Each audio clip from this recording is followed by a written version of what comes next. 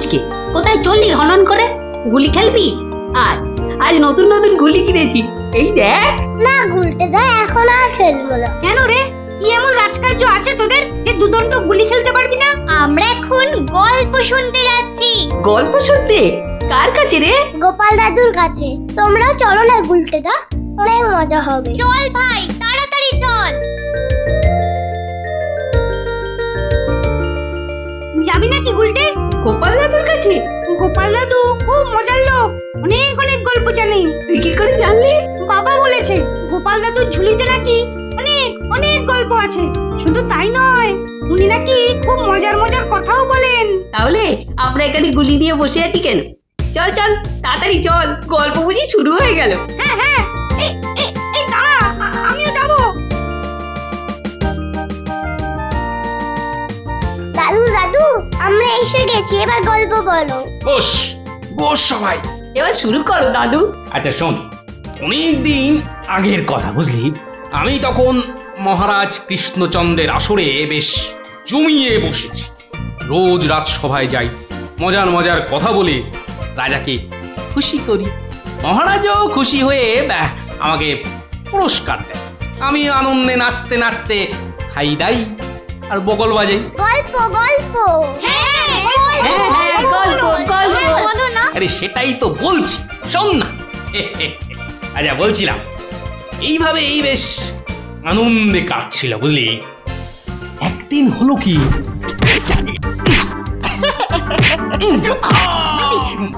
মুখে মারলি, মুখে মুখে মুখে মুখে এই মুখে।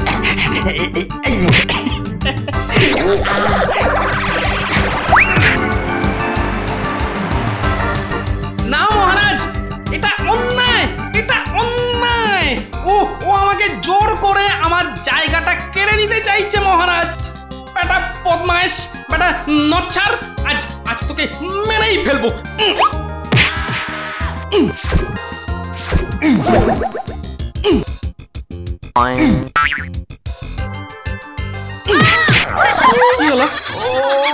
ভগবান, এই দেখো, আরে তুমি পড়ে গেলে কি করে?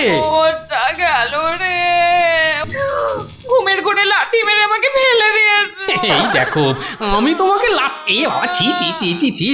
কি স্বপ্নের ছিলি রে বাবা, নিজের বউ কি শুদ্ধ ছাড়ে না। আসলে আসলে ওই হতচ্ছাড়া ভগবানটা স্বয়নে স্বপ্নে আমার পেছনে লেগে আছে, আমার জীবন একেবারে জেরবার করে দিচ্ছে। এই ভগবান লোকটা আবার কে? ওর নামেই ভগবান। ও আসলে হচ্ছে হচ্ছে আমার শনি, আমার কি বলে ওই রাহু। ব্যাপারটা একটু খুলেই বলো না। কি আর বলবো গিন্নি, সবই আমার অদৃষ্ট। কয়েকটা দিন মাত্র তীর্থ করতে গিয়েছিলুম, রাজসভায় ছিলুম না, আর সেই ফাঁকে একটা ভগবান কোথা থেকে উড়ে এসে জুড়ে বসেছে। গতকাল রাজসভায় গিয়ে দেখি, এবার দেখুন আমাদের পাড়ার খেন্তি মাসি এমন করে হাঁটে।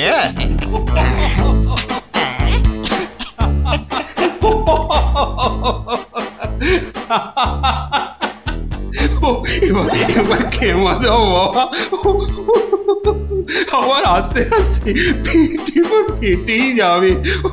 বাবা কিসব করছো সত্যি।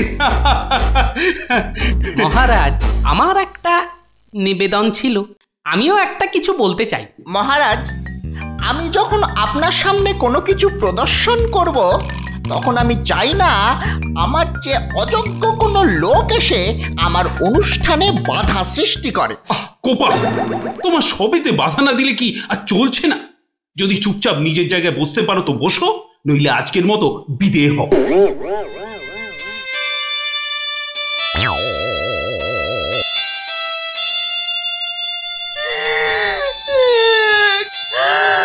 আমাদের কি হবে গো?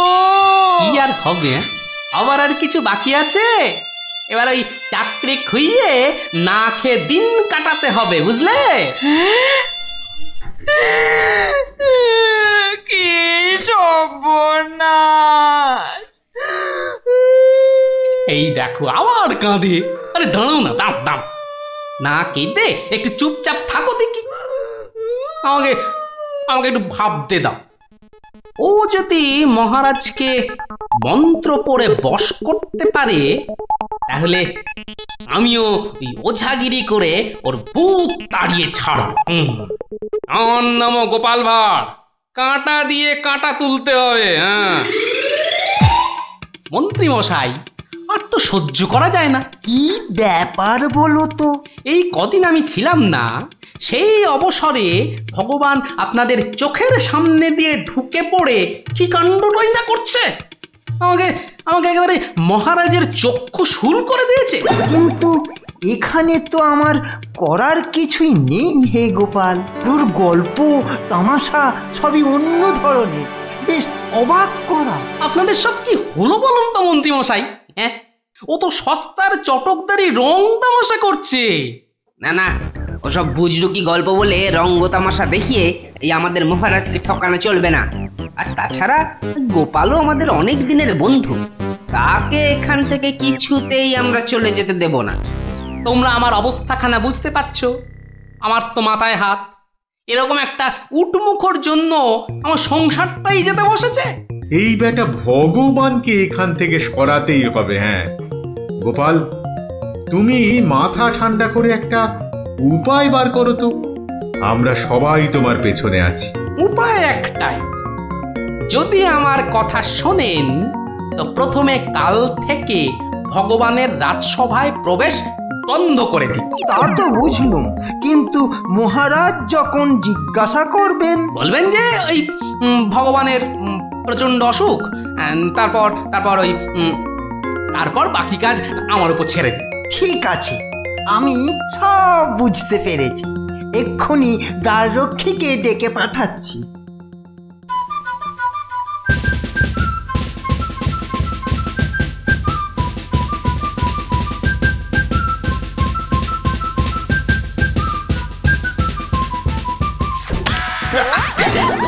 কিরে বেটা, আমার সঙ্গে এমন করছিস কেন? আজ থেকে তোমার ঢোকার হুকুম নেই, নিজের রাস্তা মাপো। হুকুম নেই মানে? কে হুকুম দিয়েছে? আমি হুকুম মানি না। বেশি কথা বলেছ কি? সোজা বললুম পেটের মধ্যে ঢুকিয়ে দেব। যাও ভাগো। এ তো আচ্ছা জ্বালা হলো দেখছি। বুঝতে পেরেছি বুঝতে পেরেছি, তোর আজ বেশি পয়সা চাই, হ্যাঁ তাই না? তা সেটা আগে বললেই তো পারতিস। নে নে নে, বেশি করেই নে, আজ 1 আনা বেশি দিচ্ছি। ওরে বেটা, আমাকে ঘুষ দেবার তাল? বেরো বেরো বেটা, বদমাইশ চোর, বেরো। মার মার বেটাকে, মার। ঠিক আছে ঠিক আছে ঠিক আছে, আমি দেখে নেব। আমি প্রতিদিন এখানে আসবো, তা তোরা ঢুকতে দিস বা না দিস।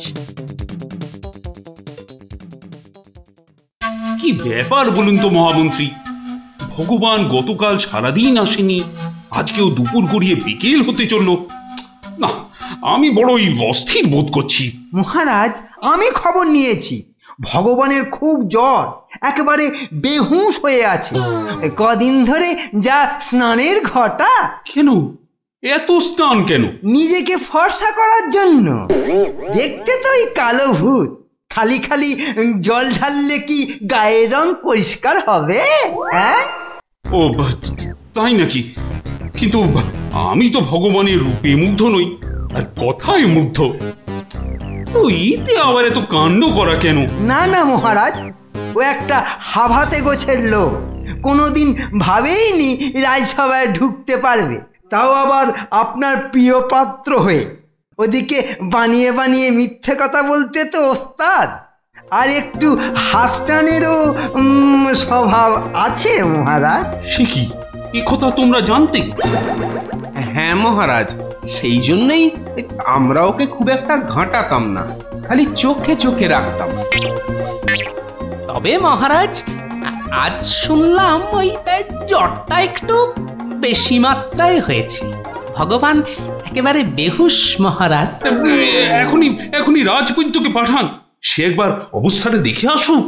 মহারাজ, আপনি দুঃখ পাবেন বলে এতক্ষণ আপনাকে বলিনি।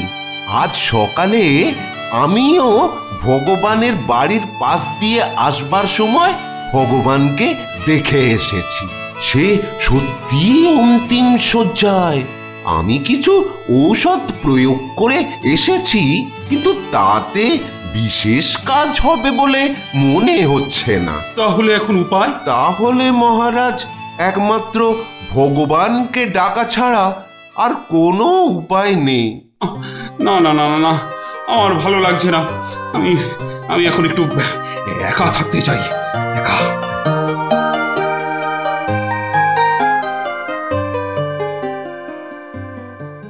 হ্যাঁ বৈদ্যরাজ, বৈদ্যরাজ, আপনি আমায় বাঁচালেন বৈদ্যরাজ।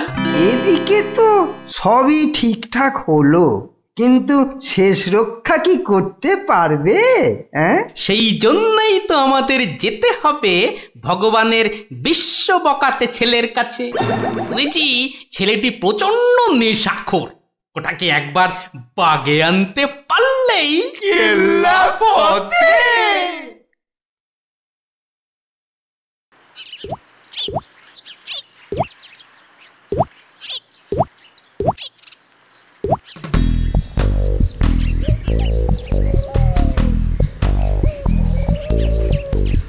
এই যে বাবাজি, তুমি তো ওই ভগবানের ছেলে। শোনো, কি শুনবো জ্যাঠামশাই? তোকে 10টা টাকা দেবো, নিবি? নিবি? নিবি মানে? আলবাত নেব। কি করতে হবে? কার সাথে মারপিট করতে হবে শুধু সেইটা বলুন। কিচ্ছু মারামারি নয়, কিচ্ছু মারামারি নয়। কাল শুধু ভোরে গলায় কাছা বেঁধে রাজামশাইয়ের কাছে গিয়ে বলবি যে তোর বাবা ভগবান মারা গেছে। বলেন কি জ্যাঠা, জ্যান্ত বাপকে মেরে ফেলবো? আরে বোকা, আসল কথাটা শোন না। তুই যদি এই কথা গিয়ে রাজামশাইকে বলিস, তাহলে রাজামশাই না তোকে অনেক টাকা দেবে। আমি পাইয়ে দেবো রে বোকা। তোর বাবাও বেঁচে থাকবে, আর তুইও টাকা নিয়ে ফুর্তি করবি।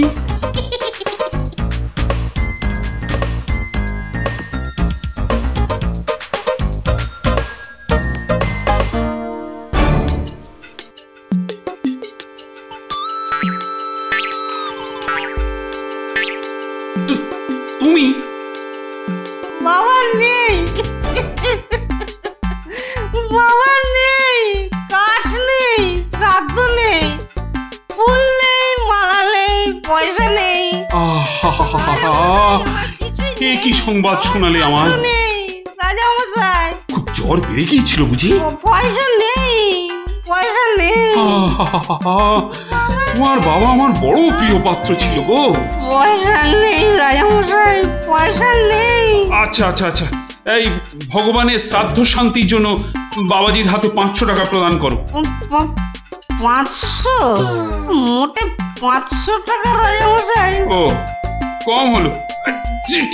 ঠিক আছে ঠিক আছে ঠিক আছে, তোমাকে আমি 1000 টাকাই দিচ্ছি। 1000 টাকা? কিন্তু কাজকর্ম ভক্তি ভরে করো কিন্তু। আই, কে আছিস?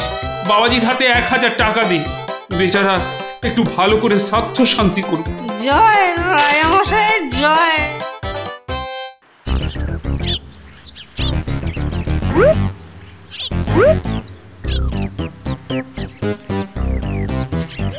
আজ 15 দিন হয়ে গেল তীর্থের কাকের মতো রাজবাড়ির দরজায় দাঁড়িয়েছিলাম।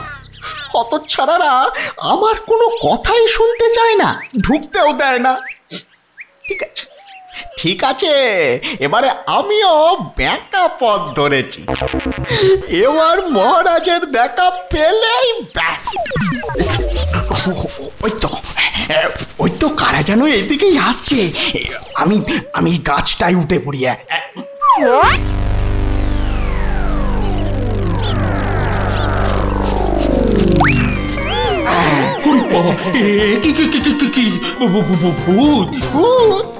না মহারাজ, আমি আপনার ভগবান। ওরে বাবা, ভূত সরে আসুন মহারাজ, সরে আসুন।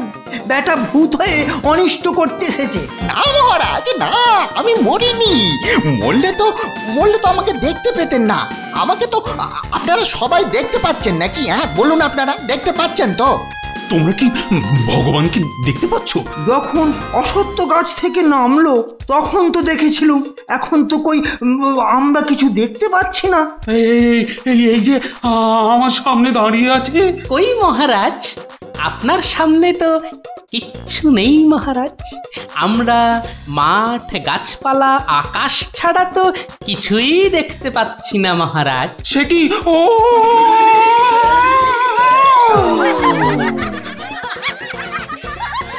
তবে কি আমি সত্যি মরে গেছি? হ্যাঁ, আমি ভূত? ভূত আমি? ভগবানদা আমার অন্নে ধুলো দেবে? কেমন দশচক্রে জলজান্ত ভগবানকে ভূত বানিয়ে ছেড়েছি বলো দেখি। বাবা, আমার নাম সবাই জানে। কি আর হবে, আমার কাছে গোহারান হেরে মুখে চুনকালি মেখে মনের দুঃখে এ রাজ্য ছেড়ে সরে পড়ল। আর আমিও আগের মতোই মহারাজের প্রিয় পাত্র হয়ে মনের আনন্দে দিন কাটাতে লাগলুম।